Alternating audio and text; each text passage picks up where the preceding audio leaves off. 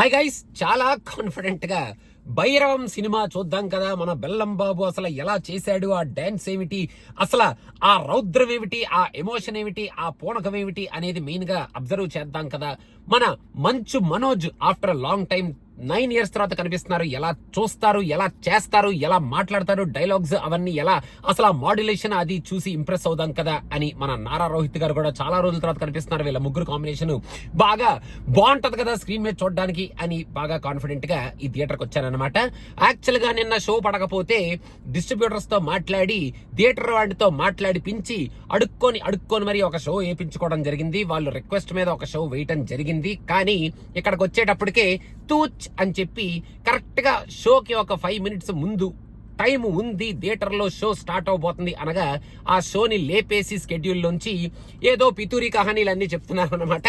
ఇంక ఇప్పుడు ఏమీ చేయలేక మీలాగే నేను కూడా చాలా ఎక్సైట్మెంట్ గా థియేటర్ కి వెళ్లి సినిమా చూసేద్దాం అని చాలా డిసప్పాయింట్మెంట్ తో బయటికి వచ్చి రివ్యూ చెప్పాల్సిన టైంలో ఇదిగోండి మనం వేరెవర్ వి గో, మన థియేటర్ కష్టాలు మనకి వస్తూనే ఉంటాయి. థియేటర్ లో సినిమాలు షోలు క్యాన్సిల్ అవడం జరుగుతూనే ఉంటది. అది మనకి అలవాటైపోయింది, మీకు కూడా అలవాటైపోయింది కాబట్టి మనం ఇంకేమీ చేయలేం అని ఒకసారి మనవి చేసుకుంటూ ప్రణవ్ గాడు ఇండియా నుంచి ఇచ్చేస్తాడు రివ్యూ. రేపటికైనా ఒక షో వేయండి రా బాబు, మీకు దండం పెడతాను రా, వెయ్యండి రా బాబు అని అడుక్కోవడం జరిగింది. మళ్ళీ రేపు దయతలిచి ఏదో షో ప్లాన్ చేస్తాము అనేదో చెప్పారు.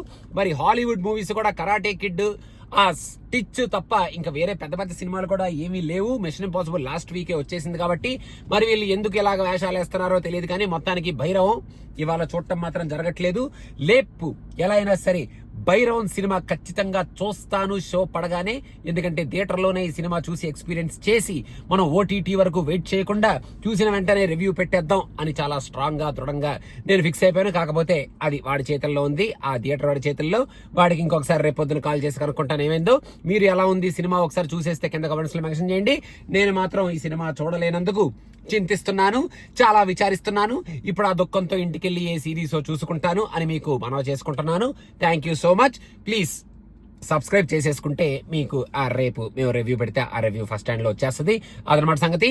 ఇంకా మళ్ళీ నెక్స్ట్ వీడియో కలుద్దాం. ఇంకేం చేస్తాం, నెక్స్ట్ వీడియో కలుద్దాం. ఇంకేం చేస్తాం, భైరవం.